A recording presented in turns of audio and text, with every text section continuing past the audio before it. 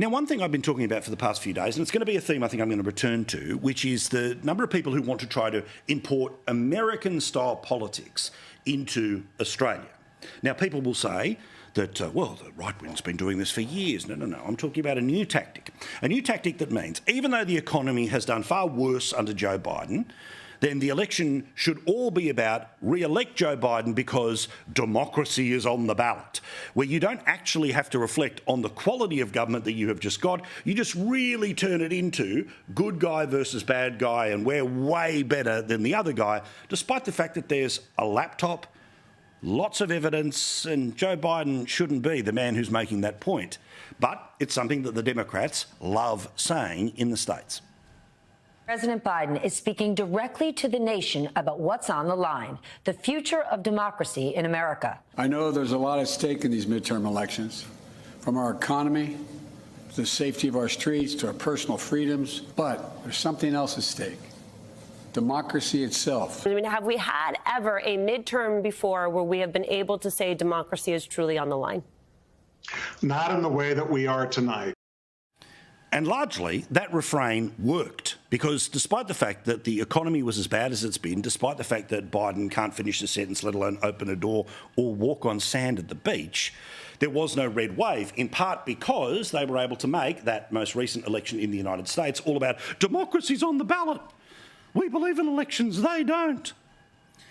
Well, this tactic is now starting to be used in Australia. It is currently being used by the Yes campaign, but watch this space. This will be the attempt that anyone but Labor and the Greens or a Teal somehow doesn't believe in democracy because we don't agree with the ideas being put forward by Labor, Teal or the Greens. Now, you know that the Voice ballot paper is already a little bit weird because yes counts, no counts, Y counts, N counts, but a tick counts for yes, but a cross won't count for no. Now, I repeat what we mentioned last week after talking to the Australian Electoral Commission. Before the writs are issued for this referendum, which have to be done by September the 11th, there is an opportunity for the Parliament to make it very clear what the saving provisions are for this referendum. Put simply, what the rules will be. They can make it explicit in law for this election and this election only that yes, no, Y, N, tick and cross will count. Again, the challenge is there to see what will happen and whether or not the Senate will truly be interested in levelling those things up. Or if the Prime Minister rushes off the letters to the Governor-General to get the writs done as soon as possible, then the system, which some of us can see plainly as being a little weird, will continue to be the system that may well affect some people's votes at the referendum. Now, most people in this country, thankfully, should be able to write yes or no or Y or N. But everyone's vote should count, including the people who can't write N or can't write no but still want to cross, because the people who can't write yes or Y will still have it counted if there's a tick. But again, the nonsense that is already beginning here from Yes campaigners, including, of course, Sarah Hanson-Young, when she's not looking at ways to work with former politicians to come after this particular channel for misinformation. She claimed a new low had hit last week because Peter Dutton had pointed out the absurdity of the tick and cross system. Linda Burney, of course, who is well enough to be a Minister of the Crown, but apparently is not well enough to actually debate the Shadow Minister about yes versus no. She says this. Friends, I fear that the No campaign are importing American-style Trump politics to Australia. At the heart is a post-truth approach to politics. Its aim is to polarize people, and its weapon of choice is misinformation. And another example of this new refrain, because it starts off being Trumpian and then it will start to move into democracy is on the ballot. You can't possibly support these people because they didn't support the democracy of the tick and cross system, which could be cleared up this week. You would think that Labor, Liberal, this thing could pass in 1 hour in the lower house, 1 hour in the upper house. Let's see if that happens. We'll keep an eagle eye on it all week. Well, one of the people who is, of course, pushing the Yes campaign, and it'd be nice to ask some of these people, by the way, do you plan to serve on The Voice? Because if people like Megan Davis or Thomas Mayo say no, maybe that could move a couple of votes towards yes.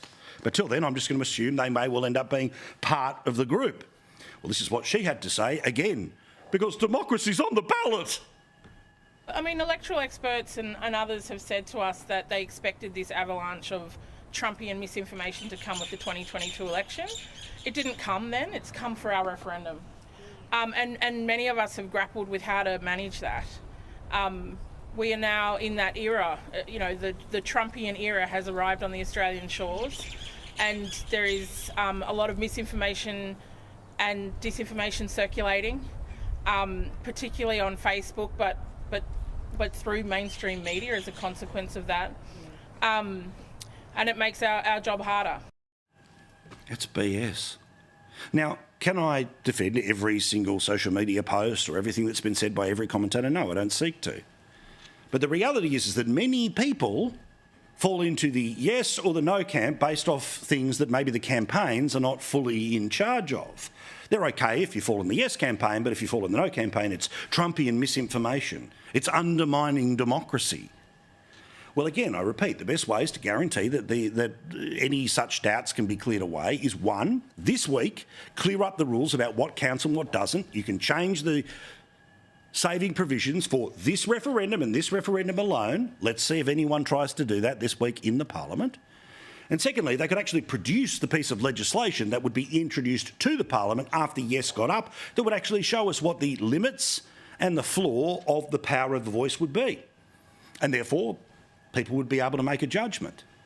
But let's not pretend that people who just disagree with you somehow are Trumpian and by extent of that slur do not understand democracy and somehow want to subvert the system. Maybe they just disagree with you.